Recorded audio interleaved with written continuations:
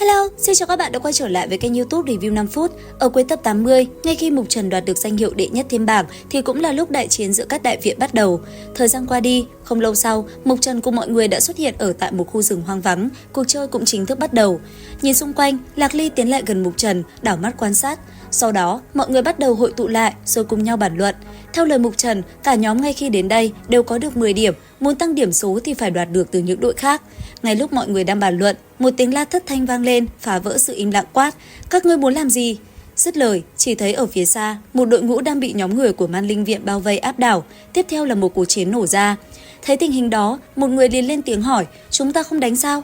Mục Trần bình tĩnh đáp: "Bắt con tôm cần phải nhẫn nại, cứ từ từ." Nghe vậy, mọi người cũng yên lặng và không hỏi thêm gì nữa. Sau một hồi quan sát, Mục Trần dứt khoát nói: "Xuất kích, nếu đã xác định được 6 đội mạnh nhất, vậy thì tìm họ đi." Dứt lời, toàn đội di chuyển. Lúc sau, đội của Mục Trần đã gặp đối thủ, thanh âm Mục Trần vang lên hỏi: "Xem ra kiếm cũng đủ rồi nhỉ?"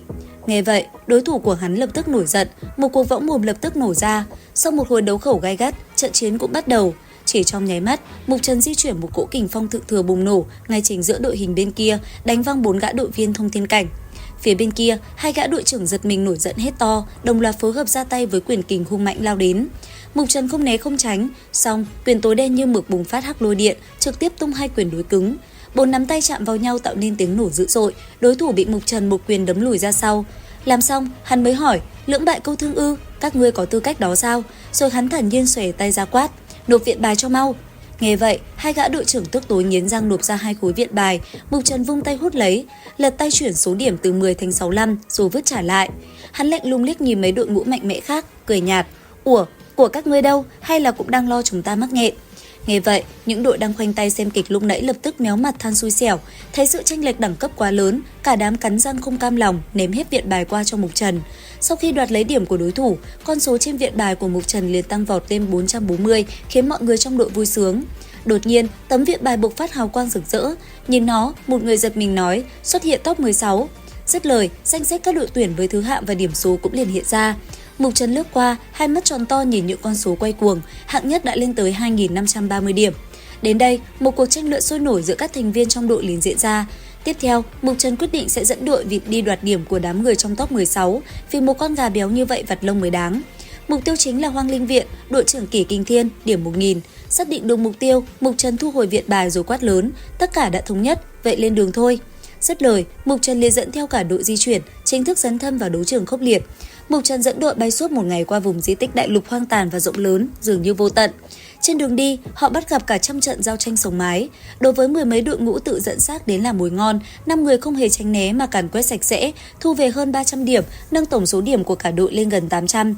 Tuy nhiên, con số này vẫn cách top 16 rất xa. Không lâu sau, Mục Trần đã tìm được chi đội Hoang Linh Viện kia. Khi chỉ còn cách mục tiêu vài phút di chuyển, cả đội giảm tốc độ, chuyển động linh lực về phòng. Bất ngờ, một tiếng nổ kinh thiên động địa vang lên từ dãy núi trùng điệp phía trước. Thì ra Hoang Linh Viện, bọn họ đang bị vây công, có kẻ đã nhắm đến trước. Trên bầu trời, 4 đội ngũ mạnh mẽ đang hợp lực bao vây, ép chi đội Hoang Linh Viện thê thảm đến mức không thể phản công. Mục Trần và Lạc Ly nhìn kỹ lại, lập tức nhận ra đồng phục của Thanh Thiên Linh Viện, họ chính là đội mạnh nhất. Thế nhưng, trong số đám người kia cũng có một kẻ Mục Trần gặp năm xưa tại Linh Lộ, đó chính là cái tên Khâu Bắc Hải. Tiếp theo, cả đội yên lặng quan sát. Không lâu sau, mọi người liền nhận được tin Hoang Linh Viện dường như đang nắm giữ thông tin của di tích Cượng Cổ. Tất cả bọn người kia đều vì tin tức đó mà đổ xô tới đây. Nghe vậy, Mục Trần sững sờ lặp lại lẩm bẩm: "Thông tin di tích Thượng Cổ sao?" Dứt lời, Mục Trần lập tức nhíu mắt, vung tay lên quát: "Đi!" Đúng lúc đó, ngay khi Mục Trần tới thì đại chiến bất ngờ dừng lại. Bên phía Thanh Thiên Linh Viện, một người lên tiếng hỏi: "Đội trưởng, đằng kia là chi đội Bắc Thương Linh Viện, làm sao bây giờ?" Nghe vậy, gã đội trưởng cau mày, bất thình lình gã lộ vẻ kinh ngạc tột độ, thất thanh hét lên: "Mục Trần, Lạc Ly sao?"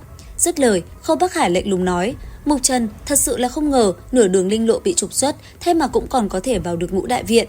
Nghe vậy, Mục Trần cùng Lạc Ly lập tức trả đũa, hai bên khẩu chiến vô cùng quyết liệt. Trải qua một hồi võ mồm, hai bên liền lao vào chiến. Rất nhanh, Mục Trần chỉ mỉm cười với Lạc Ly hỏi: "Phân chia thế nào?" Lạc Ly khẽ cười đáp: "Bọn đại đỉnh linh viện kia giao hết cho ta." Mục Trần giật mình hỏi lại: "Cả đội sao?" Lạc Ly liếc hắn, giơ Lạc Thần kiếm lên: "Không tin ta, muốn đánh hết sức, người cũng chưa chắc thắng được ta." Mục Trần cười gật đầu: "Vậy hai gã của Thanh Thiên Linh Viện phần ta, còn lại 3 người, các vị giải quyết có vấn đề gì không?" Nghe vậy, mọi người gật đầu, tiếp theo cuộc chiến khốc liệt lập tức bùng nổ. Chẳng bao lâu sau, cuộc va chạm cũng bắt đầu, những tiếng len keng vang lên. Rất nhanh, cái tên Khâu Bắc Hải và Mục Trần đã giao thủ. Vừa đánh, hai người vừa võ mồm ác liệt. Khâu Bắc Hải bùng phát linh lực, cầm huyết kiếm dũng mãnh lao lên cùng Mục Trần giao thủ. Cùng lúc đó, đội trưởng Đại đỉnh Linh viện cũng hung hăng giao chiến với Lạc Ly. Cứ như vậy, trận hỗn chiến gay cấn nổ ra. Và liệu rằng tiếp theo, cục diện trận đấu sẽ như thế nào? Theo dõi kênh YouTube Review 5 phút để biết thêm chi tiết nhé. Xin chào và hẹn gặp lại!